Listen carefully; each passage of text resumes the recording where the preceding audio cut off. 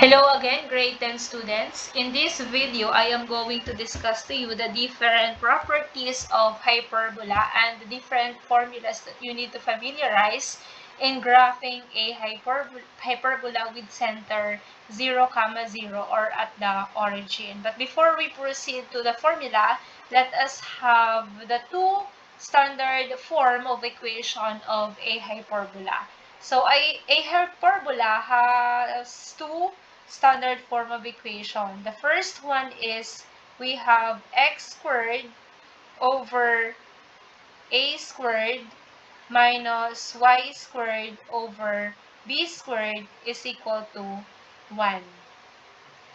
Okay, so as you can see in this given standard equation, we have x and y variable in the second degree, and we have a, b in the second degree, and we have the operation na subtraction. It is almost the same with the ellipse na a squared, b squared, x squared, y squared. Ang pinagkaiba lang nila is the operation between the two terms. And then we have the second standard equation, which is y squared over a squared minus x squared over b squared is equal to 1. If you can still remember the standard form of equation of an ellipse, ang ini-interchange po natin or ang nililipat natin ay yung denominators natin na a squared, b squared.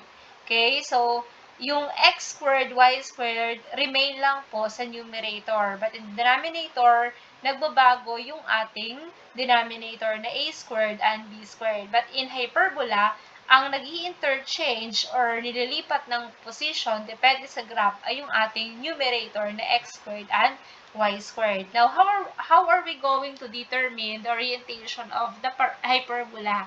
So, you have to take a look at the sign. Now, if the negative sign is at the variable y, this given equation number 1, okay, so we have a number 1, the negative sign is at the y variable. The orientation of the hyperbola is horizontal. Okay, it means that the hyperbola is horizontally. How are we going to illustrate that? So when we say horizontally, the two branches of the hyperbola opens to the left and opens to the right. So ito po yung ating magiging graph. Now, if the negative sign is at x variable, then the hyperbola will be vertical. Okay, so it is vertically hyperbola. It means that the graph should be like this one. The opening will be upward and downward. Okay, something like that.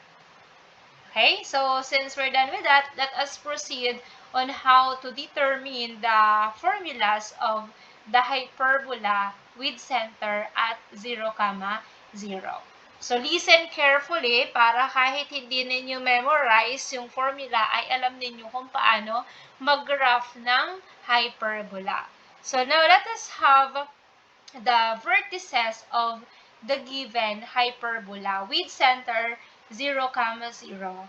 Now, I didn't able to mention to you the relationship of A, B, and C of a hyperbola. So when we say A, just like what we have in the illustration, A is the distance from center to our vertex 1. Okay, so this is our vertex 1, okay, V1.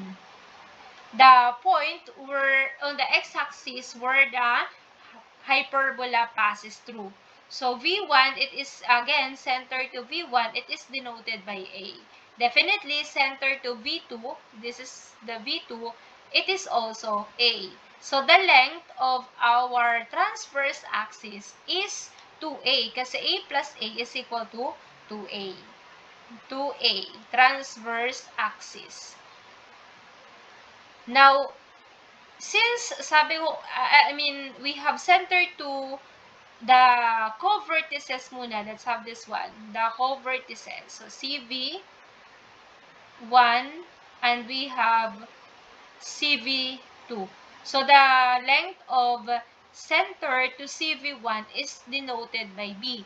And also, center to CV2 is denoted by B. Therefore, the length of the conjugate axis is another 2B. Okay? Imumultiply lang natin ng 2 ang ating B. Now, the length of center to our focus, one of the foci, is denoted by C. Ito po. So, center to F2 is C, and then center to F1 is also C. That's why the focal length is 2C. Okay? So, focal length is 2C. Kailangan natin yan para makuha natin yung length ng ating mga axis and also the focal length. Now, how are we going to get the coordinates of the vertices? You have to take a look at the graph. Okay? So, vertex 1, okay, the distance from center to vertex 1 is denoted by A daw. Now, if we're going to get the coordinates of vertex 1, okay, so magka-count tayo ng A units from center to vertex 1. And it moves on our x-axis. So, ibig sabihin, the coordinates will be A, 0. Kasi si y naman hindi nag-move, diba? Kay x lang tayo nag-move.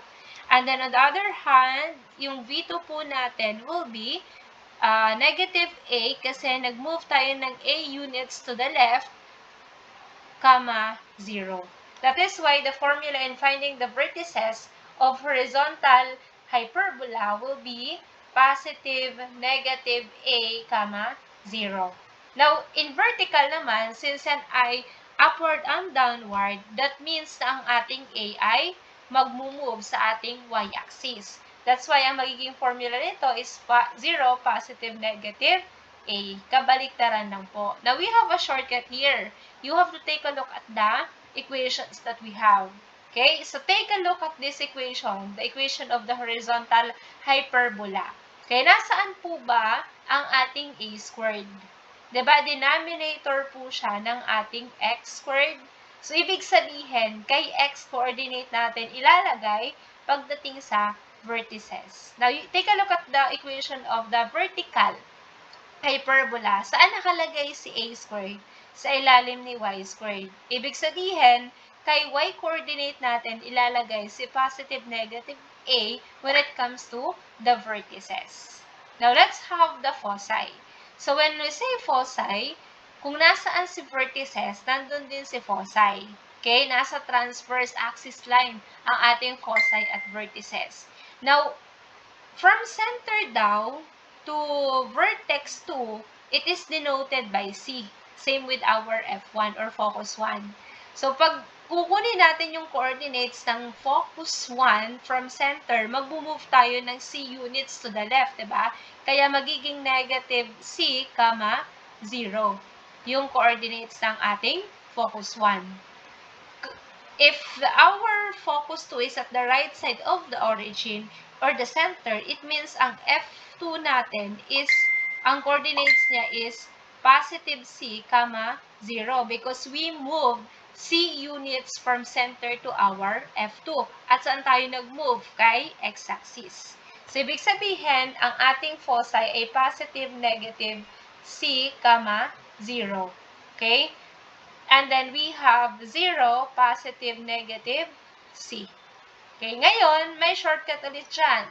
Since sabi ko kanina, kung nasaan si vertices, nandun din si foci, nasa transverse axis or transverse line ang ating foci at vertices. So, kung nasaan si A, doon natin ilalagay si C.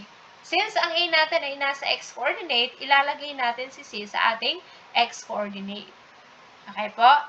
Now, let's have the transverse axis. Pag sinabi natin transverse axis, it is the, in this case, it is the horizontal line segment. The endpoint are the vertices. So, when we say horizontal, ang equation niya ay y or x. It is y is equal to yung value sa y-axis na madadaanan ng ating transverse axis. Anong value? 0. Kasi dumaan siya sa ating origin. Ibig sabihin, ang equation natin is y is equal to 0.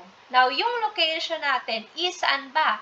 Diba, ano lang naman yan, ang transverse axis natin is nasa x-axis. So, ibig sabihin, nasa x-axis ang ating location.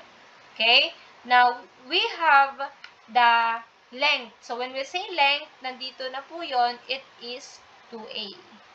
And then, we have the vertices. So, when we say vertices, yun pa din, ito pa din, si vertices. Yun din ang formula, kasi endpoint po yun. So, positive, negative, a, ang hirap naman isulat nito, negative a, 0.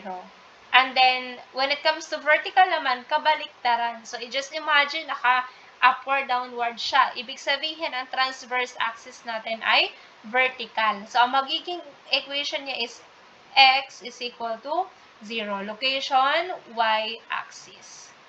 And then, ang length naman niya is 2a pa din kasi we are talking about the transverse axis. Vertices naman is, babaliktarin lang natin yung position ni a at ni 0. So, 0, positive, negative, a.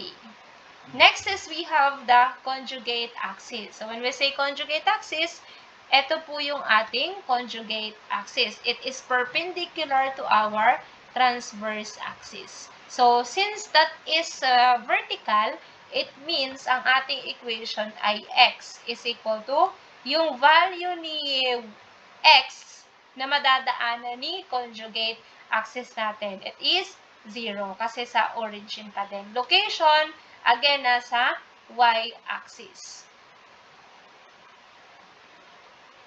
And then, length natin is conjugate ang pinag-uusapan, it is 2b. Co-vertices, so, since ang A natin ay nasa x-coordinate, kabaliktaran siya ng ating vertices. So, ang A natin ay nasa x-coordinate, ang B natin ilalagay natin ngayon as y-coordinate. Positive, negative, B. 0, positive, negative, B. Babaliktarin lang natin pagdating sa vertical hyperbola. So, x is equal to 0, ang equation kapag vertical, magiging y is equal to 0. And then, location is x-axis. And we have the length, which is 2b pa din kasi we are talking about the conjugate axis. And the co-vertices, kabaliktaran lang ng ating vertices, so magiging positive, negative, b, 0. Magkakabaliktad lang ito, yung dalawang yan. Okay po. Next is we have the latus rectum of the hyperbola. So, when we say latus rectum, it will pass through the foci natin. So, ibig sabihin, nandito po siya. So, graph natin yung ating latus rectum. Ito yung first LR natin. So, LR1. And then, yung LR2 natin, dadaan kay F2. So, this will be our LR2. Now, to get the equation of our LR1 horizontally, diba, this is horizontal hyperbola. So, ibig sabihin, ang ating LR1 ay vertical. So, ang magiging equation niya is x is equal to yung x na madadaanan ni latus rectum. Diba, siya ay CF1. That's center to F1 is denoted by C. That's why it is positive, negative, C. It is the same with our ellipse. Same formula lang po siya. Direction niya is, of course, it is vertical. So, it is vertical. And then, we have now the length of our latus rectum. So, when we say length of the latus rectum, it's still the same with our ellipse. Yun lang din po ang susundin natin na formula. At ang formula ng latus rectum ng ellipse ay, kung natatandaan pa, we have 2b squared over a.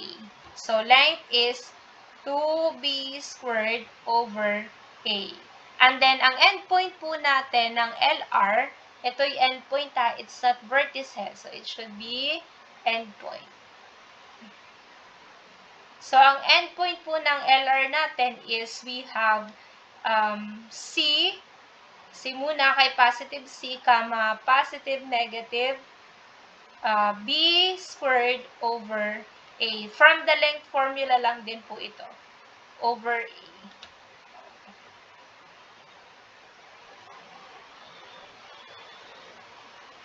Okay. Then, we have another endpoint which is yung negative C, 0. Wait nga, anuhin natin.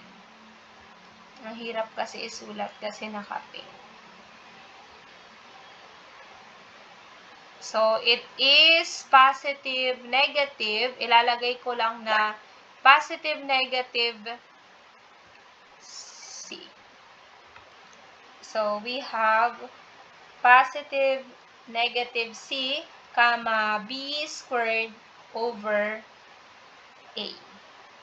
Ayan. So, yan po yung ating magiging formula ng endpoints ng latus rectum. Now, in asymptotes, when we say asymptotes, this arrow na, or this line na nakaslant or diagonal.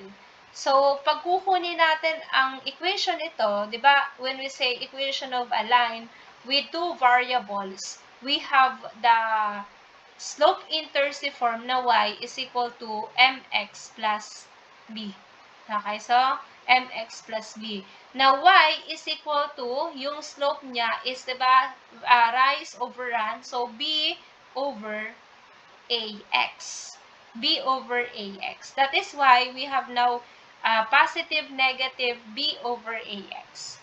So, it is y is equal to positive, negative b over ax. Kapag horizontal. Balikan lang natin ito. So, pag latus rectum ng vertical, it is y, babalik rin lang natin, y is equal to positive, negative c. And then, horizontal ang direction niya, yung length niya is same formula, which is 2b squared over a. And then, yung vertices or yung endpoint niya, this is endpoint. Okay, endpoint po is, ang b squared mapupunta sa positive, negative b squared yan. So, positive, negative b squared over a, positive, negative c. And then, ang asymptotes naman niya is kabaliktaran naman. Still y pa din yun kasi diagonal pa din naman, or line with two variables. So, y is equal to positive, negative a over bx. Directrices is, when it comes to horizontal, ang directrix niya is opposite siya ni LR, diba? So, magiging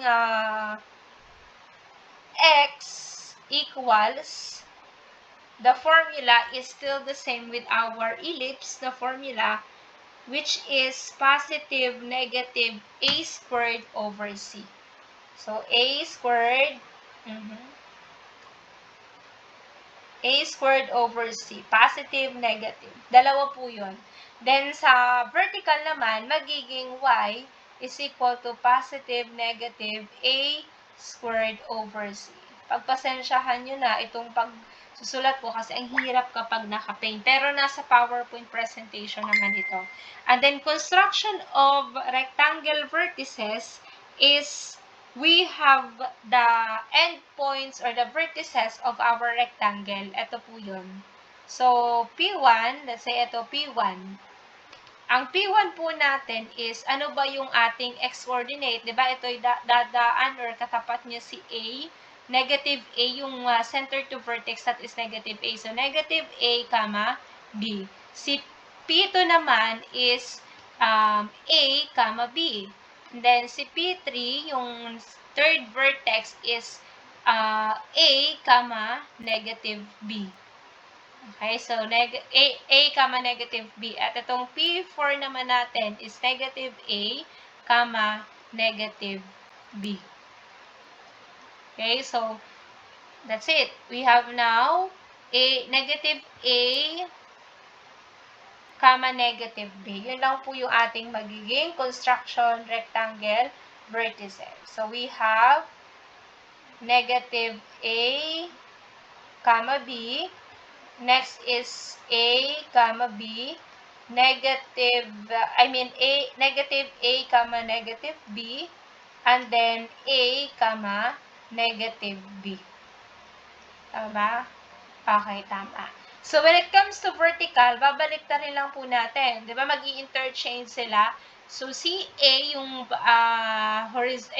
nasa vertical. So, magiging B, comma, negative A. Then, B, comma, A. Then, negative B, comma, A. And then, negative B, comma, negative A.